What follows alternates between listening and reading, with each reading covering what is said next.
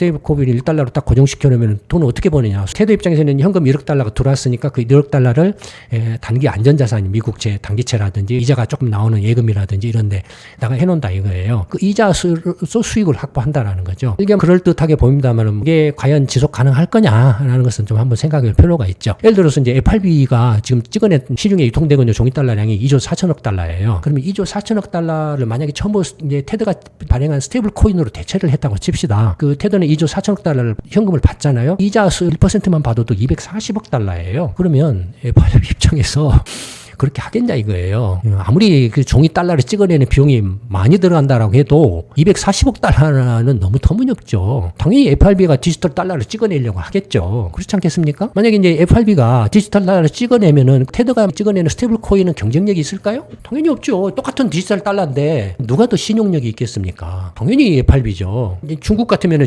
가상화폐뿐만 아니라 디지털 화폐도 민간이 못하게 금하고 있잖아요. 또 하나 문제는 뭐냐면 스테이블 코인을 도입을 하면은 금융 시스템의 기능이 달라지냐 이거예요. 유튜브 같은 거 보면 굉장히 혼란이 많은 것 같은데 그 혼란이 어디서 기인하냐. 이 화폐하고 신용의 차이를 이해를 못하는 데서 오는 것 같아요. 기본적으로 화폐를 공급하게 되면은 금융 시스템에 의해서 신용이 창출되고 신용이 창출됐을 경우에는 그게 종이 달러가 됐든 디지털 달러가 됐든 똑같은 문제가 일어난다 이거예요. 그런 것을 이 스테이블 코인을 발행한 테더가 감당할 수 없다 이거예요. 문제가 일어났을 때 결국에는 FRB 같은 중앙은행이 대응을 할 수밖에 없다라는 거죠. 1달러 스테이블 코인은 1달러는 현금 담보가 있는데 비트코인 같은 건 어떻습니까? 이 담보도 없잖아요. 비트코인은 스테이블 코인보다도 더 못한 한 단계 떨어진 추정판이죠. 화폐로 취급을 안 하죠. 뭘로 취급했습니까? 상품으로 취급을 했죠.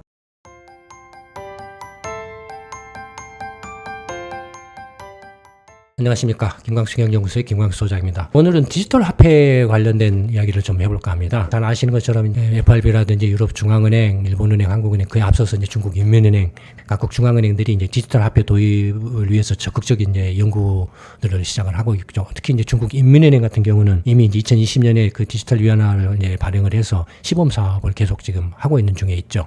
그런가 하면 이제 민간 부분에서도 이제 이른바 스테이블 코인으로 대표되는 그런 민간 부분의 디지털 화폐가 이미 이제 발행이 돼서 유통이 되고 있는 상황에 있죠.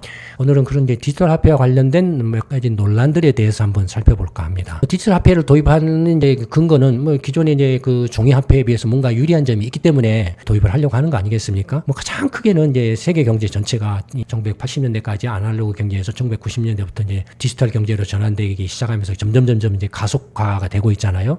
이른바 이제 IT 혁명에서부터 시작해서 이제 전년에 ICT 혁명, 그다음에 2010년에 스마트 혁명, 2020년에 이제 AI 혁명 등등 하면서 이제 계속적으로 이제 디지털 경제가 계속 심화돼 가고 있잖아요.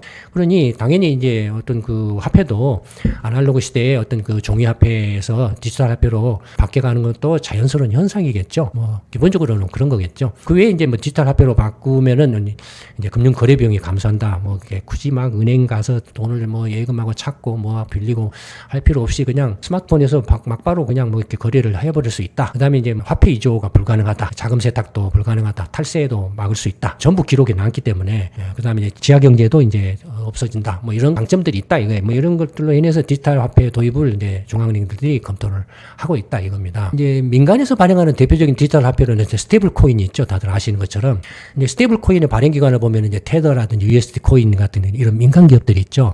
근데 지금 어떻게 발행하고 있습니까? 1 스테이블 코인당 1달러로 딱 고정시켜 놨죠. 그러니까 변동이 없어요. 이 스테이블 코인은 비트코인은 뭐 엄청나게 가격 변동이 심하잖아요.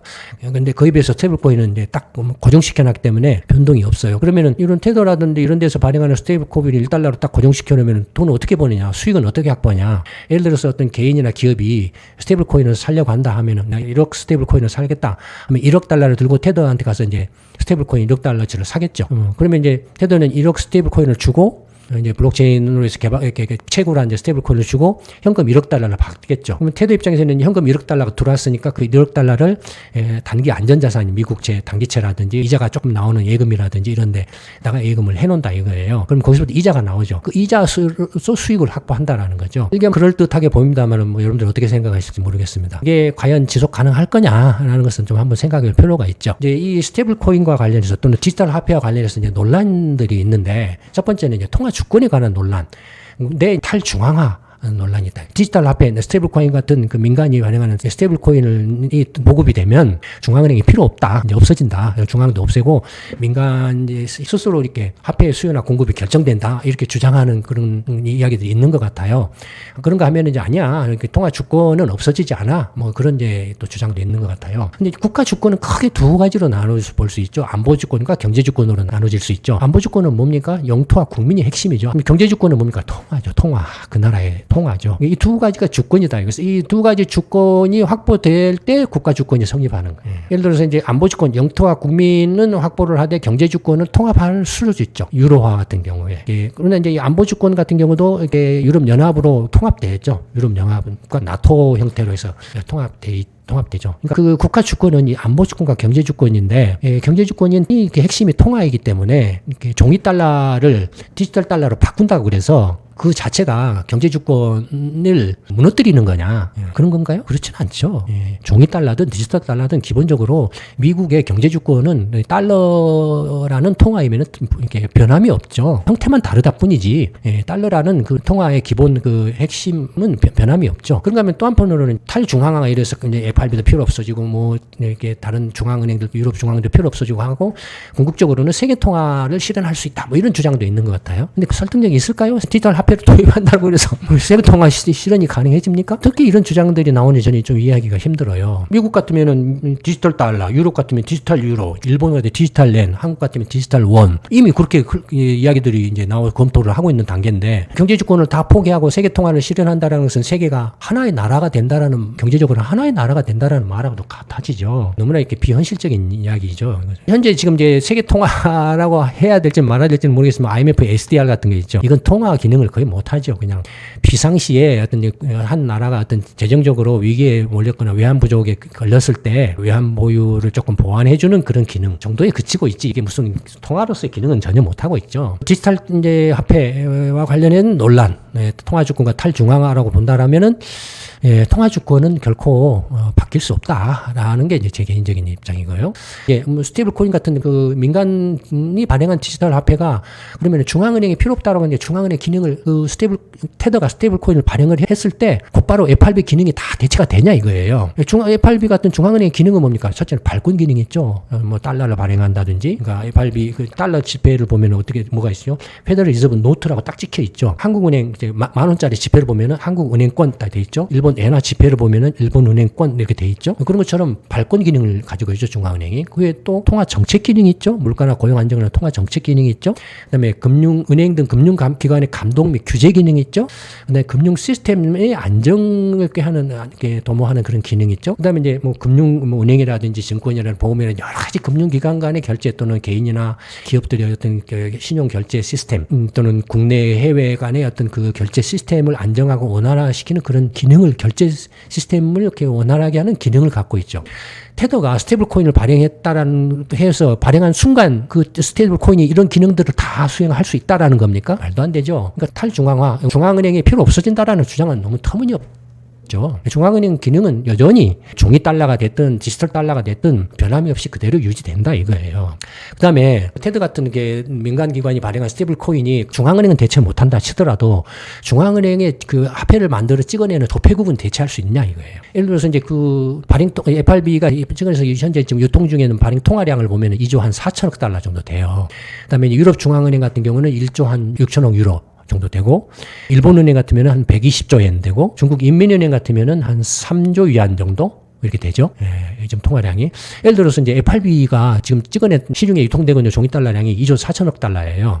그러면 2조 4천억 달러를 만약에 처음으로 이제 테드가 찍어낸 이제 그 발행한 스테이블 코인으로 대체를 했다고 칩시다. 그러면은 스테이블 코인을 이제 2조 4천억 달러를 주고서 이제 테더로 바꾸어서 이제 그 테더는 2조 4천억 달러를 현금을 받잖아요. 근데 투자를 했다 이거예요. 국채든지 뭐든지. 그래서 1% 이자를 받는다라고 치면 1%만 받아도 240억 달러예요. 그러면 FRB 입장에서 그렇게 하겠냐 이거예요. 아무리 그 종이 달러를 찍어내는 비용이 많이 들어간다라고 해도 240억 달러는 너무 터무니없죠. 당연히 FRB가 디지털 달러를 찍어내려고 하겠죠. 그렇지 않겠습니까? 만약에 이제 FRB가 디지털 달러를 찍어내면은 그러면은 그 테더가 만드는 그 찍어내는 스테이블 코인은 경쟁력이 있을까요? 당연히 없죠. 똑같은 디지털 달러인데 다 디지털화인데 누가 더 신용력이 있겠습니까? 당연히 FRB죠. 중국 같으면 가상화폐뿐만 아니라 디지털화폐도 민간이 못하게 금하고 있잖아요. 중국 인민은행만 이제 하는 걸로 돼 있잖아요. 물론 이제 뭐 이렇게 민간이 이제 이런 이제 블록체인 기술 같은 것을 혁신을 할 수 있다라고 하지만 뭐 필요하다면은 중앙은행이 그런 민간의 기술을 활용을 해서 하면 되는 거지. 그 민간이 화폐를 이게 찍어낸다라는 것이 과연 이 중앙은행의 화폐를 발행하는 것에 비해서 경쟁력이 있냐라는 거죠. 제가 볼 때는 거의 경쟁력이 없다라고 보여져요. 중앙은행이 이제 이런 디지털 화폐를 언제쯤 도입할 거냐는 좀 아직은 이제 미지수죠. 상당한 시간이 소요되겠죠. 물론 이제 중국 인민은행이 지금 이제 굉장히 빠른 속도로 지금 현재는 하고 있죠. 다른 중앙은행들도 중국 인민은행에 뒤처질 수는 없잖아요. 당연히 이제 그 경쟁적으로 좀 뭔가 따라가려고 하겠죠. 경쟁이 붙으면은 또 순식간에 또 이렇게 전환이 일어날 수도 있다 이거예요. 그래서 스테이블코인 발행기관, 민간기관들이 중앙은행의 조폐국으로 대체할 수 있는가라고 한다면 과도기 단계에 있어서는 현재 중앙은행들이 디지털 화폐를 도입을 했을 때 생길 수 있는 이득과 부작용 또는 과제가 뭔가 이런 것들이 연구가 어느 정도 이제 완전하게 이렇게 완결되고 끝났을 때까지 그 과도 기간에는 상업적으로 조금 비즈니스 차원에서 이렇게 그 민간의 스테이블코인 같은 이런 민간 발행기관들이 비즈니스를 할 수 있을지는 몰라도 중앙은행이 이제 디지털 화폐를 발행하는 순간에는 다들 이제 문을 닫아야 되지 않을까? 경쟁력이 없어지니까 뭐 그렇게 저는 생각을 합니다. 다른 분들은 어떻게 생각할지 모르겠지만 제가 볼 때는 그래요. 또 하나 문제는 뭐냐면 스테이블 코인을 도입을 하면은 금융 시스템의 기능이 달라지냐 이거예요. 유튜브 같은 거 보면은 굉장히 혼란이 많은 것 같은데 그 혼란이 어디서 기인하냐? 이 화폐하고 신용의 차이를 이해를 못하는 데서 오는 것 같아요. 화폐는 머니예요. 통화 머니예요. 커런시 머니. 신용은 뭡니까? 크레딧이죠. 크레딧 신용은. 스테이블 코인은 뭡니까? 화폐입니다. 통화예요. 그다음에 신용은 뭡니까? 신용은 누가 만들죠? 금융 시스템이 만들어요. 신용은. 금융 시스템은 뭐냐면 예를 대표적인 게 은행이죠. 은행이 이제 가게 기업이 있으면 중앙은행이 은행한테 예를 들어서 이제 1조 달러를 공급을 해주면 종이 달러 1조 달러를 공급해주면 은행이 이제 한 바퀴 돌리죠. 1조 달러를 대출해줘요. 가게한 기업한테. 자기 돈을 벌어야 될 거 아니에요. 은행이. 그러면 대출 이자 4%로 대출을 해줘요. 그럼 가게와 기업이 그걸 돈을 가지고 서로 거래를 사업을 하겠죠. 거래를 하겠죠. 그래서 각각의 거래를 하면서 돈을 벌지 않겠습니까? 그럼 번 돈을 은행에 예금을 하겠죠. 자기가 갖고 있는 은행에 예금을 하면은 2% 이자를 준다 이거예요. 그럼 은행은 뭡니까? 대출은 4%, 예금은 2%니까 이 예대 마진 2% 차익이 수익이 되는 거죠. 이게 이제 은행이 이른바 금융 중개를 하는 유인이 되는 거죠. 동기가 되는 거죠. 그렇죠? 그러면 1조 달러가 한 바퀴 돌면은 이제 다시 이렇게 돌아서 1조 달러 은행에 현금이 다시 들어왔어요. 대출 1조 달러, 예금 1조 달러 이렇게 계좌에는 이렇게 찍혀 있고 은행에 다시 현금 1조 달러가 돌아와 있어요. 은행이 현금 1조 달러 그대로 두겠습니까? 다시 돌리죠. 다시 대출을 해요. 그러면 이제 대출이 2조 달러로 계좌에 찍히고 그것이 또 다시 이제 예금이 들어와요. 2조 달러가 찍히죠. 예금도. 그러니까 이제 또 한 바퀴 돌면 어떻게 됩니까? 3조 달러가 되죠. 그러니까 실제로는 중앙은행이 FRB가 상업은행들한테 화폐는 1조 달러를 넣어줬지만 이 금융 시스템에서 창출된 신용의 규모는 3조 달러예요. 그렇죠? 3조 달러예요. 그러니까 신용은 누가 만든다? 이 금융 시스템이 만드는 거죠. 자, 그렇다면 문제는 뭐냐면 스테이블 코인의 신용 창출이 일어날 경우에는 어떤 문제가 일어날까요? 예를 들어서 스테이블 코인, 테더가 1억 스테이블 코인을 발행해서 그 1억 달러를 산 개인이나 그 기업 또는 은행이 가만히 있겠습니까? 당연히 이제 은행이 야 우리한테 1억 스테이블 코인을 예치를 하면 예금이자 2%를 줄게. 그러면 가게나 기업 입장에서 은행에 스테이블 코인 1억 달러를 예치를 하겠죠. 그러면 은행이 스테이블 코인 1억 달러가 들어왔어요. 들어오면은 그 은행이 가만 놔두겠습니까? 2% 이자 두고 손해나죠. 대출을 해주죠. 4%로 우리가 스테이블 코인 4%로 대출을 해줄게. 가게나 기업이 선택지가 되겠죠. 1억 달러를 가지고 와서 테더한테 가서 스테이블 코인을 사든지 아니면 돈이 없는 가게나 기업은 은행에서 4% 이자로 스테이블 코인을 빌리든지 뭐 하겠죠. 그렇지 않겠습니까? 돈이 있는 기업은, 현찰이 있는 기업은 테더한테 가서 1억 달러를 그 스테이블 코인을 산 게 훨씬 싸죠. 4% 이자 주고 사는 것보다는. 그렇지 않습니까? 근데 돈이 없는 경우에는 이제 은행에서 빌려야 되겠죠. 그러니까 빌려서 4%를 산다 이거예요. 그 테더가 스테이블 코인 1억 달러치를 공급을 했어요. 발행을 했어요. 그래서 민간에 팔았어요. 그 돈이 은행으로 들어와요. 테더가. 그 1억 달러 스테이블 코인이 들어와요. 은행이 이제 그걸 한 바퀴 돌려요. 그러면 이제 1억 스테이블씩 찍히겠죠. 두 바퀴 돌리면은 2억 스테이블 찍히겠죠.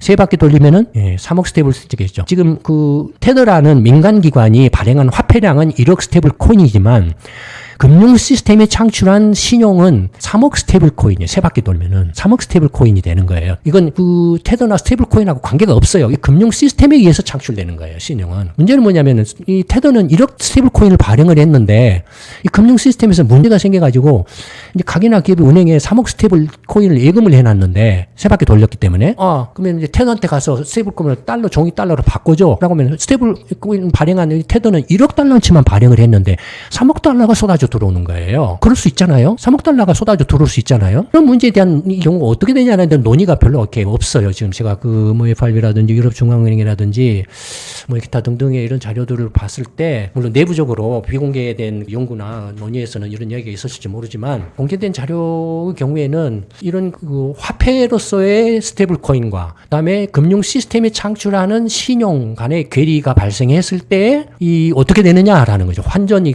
불가능하잖아요. 지금 이 테더는 1억 달러치만 공급을 했는데 발행을 했는데 실제 금융 시스템에는 3억 스테이블 코인이 창출돼 있기 때문에 신용이 거기서 문제가 생겼다. 그러니까 똑같은 문제가 생긴다라는 거예요. 스테이블 코인이 됐든 FRB가 발행하는 어떤 디지털 달러가 됐든 간에 기본적으로 화폐를 공급하게 되면은 금융 시스템에 의해서 신용이 창출되고 신용이 창출됐을 경우에는 그게 종이 달러가 됐든 디지털 달러가 됐든 똑같은 문제가 일어난다 이거예요. 그런 것을 이 스테이블 코인을 발행한 테더가 감당할 수 없다 이거예요. 문제가 일어났을 때 감당할 수 없다 이거예요. 결국에는 FRB 같은 중앙은행이 대응을 할 수밖에 없다라는 거죠. 그러면은 명확해지죠. 이제 스테이블 코인 같은 민간 앞서 탈중앙화라든지 중앙은행 필요 없어라든지 이제 스테이블 코인이 이제 이렇게 뭐 세계 통화가 될 거야 이런 주장들이 설득력이 없어져 버린다라는 거예요. 그러니까 그런 혼란들이 다 이 화폐하고 신용에 대한 이해를 제대로 못하는 데서 지금 일어나고 있다라는 거죠. 아주 근본적인 문제예요.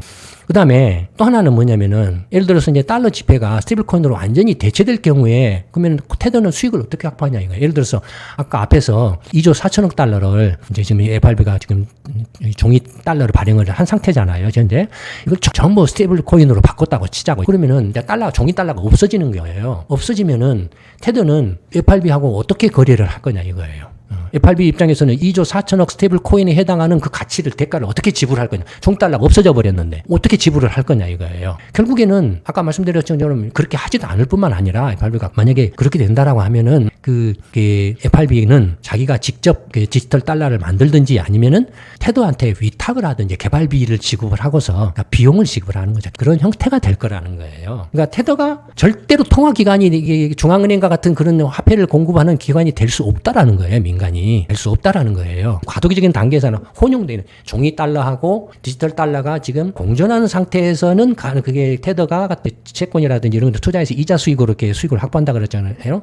그런 게 과도기적인 단계에 있어서는 그게 공존이 가능할지는 몰라도 완전히 이제 그 디지털 달러로 넘어간 상태에서는 이런 민간의 디지털 화폐는 경쟁력이 없어진다라는 거예요. 소멸된다라는 거예요. 아마 법적으로도 금지될 가능성이 있어요. 제가 볼 때는. 말씀드린 것처럼 화폐와 신용의 차이에서 창출된 신용 위험이 발생했을 때 민간 국가이 대응 못 해요. 그런 게 근본적인 문제들이 있다라는 거죠. 그다음에 또 다른 논란이 디지털 달러를 도입하면 달러 패권이 무력화된다라는 또는 이제 이런 것들이 있는 것 같아요. 이것도 앞에 그 탈중앙화, 세계 통화에 등장 연결돼 있는 것 같은데 달러 패권의 근원은 뭡니까? 물론 물리적으로는 결제 시스템에 있죠. 국제 결제 지금 세계 대부분의 나라들이 무역 거래나 금융 거래할 때 되게 뭘로 합니까? 엔화로 합니까? 유로화로 합니까? 달러로 합니까? 위안화로 합니까? 원화로 합니까? 거의 달러로 하죠. 왜 달러로 합니까? 미국 경제에 대한 신뢰 때문에 달러로 하는 거지. 근본은 그거잖아요. 결국은 달러 패권은 미국 경제력이 결정하는 거지. 미국이 그냥 막 군대를 동원한다든지 막 강제적으로 윽박질러 가지고 달러 안 쓰면 너 때려 죽일 거야.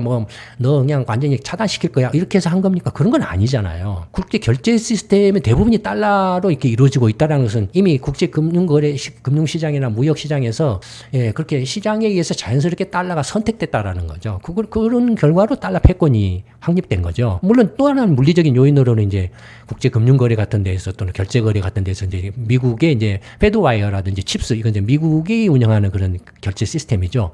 또는 국제 결제 스위프트 이런 결제 시스템에 이제 미국의 영향력이 압도적이죠. 그래서 러시아 같은 경우도 지금 달러 거래를 차단해버리죠. 이런 결제 시스템을 통해서 거래를 이런데 차단해버리면 러시아가 외국하고 거래를 못하는 거죠. 누가 루블화로 거래를 하려고 하겠어? 러시아 결제가 개판이고 지금 난리인데. 그러니까 달러로 결제를 하려고 하는데 여기서 차단을 해버리니까 못하죠. 물리적으로. 근데 물리적인 그 결제 시스템을 미국이 영향력 하에 있다라는 것도 달러 패권의 하나의 원천이고 또 실제 경제적으로도 달러를 지금 능가할 어떤 통화가 없다 이거예요. 그런 시장에 의해서 형성된 것 요인도 달러 패권의 한 요인이고 결국에는 미국 경제력이 달러 패권을 결정하고 있는 거지. 디지털 화폐를 디지털 달러를 도입한다라고 해서 그것이 달러 패권이 더 강해지거나 달러 패권이 없어지거나 하지는 않아요. 그건 관계는 없어요. 만약에 디지털 화폐를 도입해서 달러 패권이 강해진다라고 하면은 그러면은 디지털 원화를 도입하면 그게 원화의 그 패권이 강해지는 겁니까? 그런 거 아니거든요.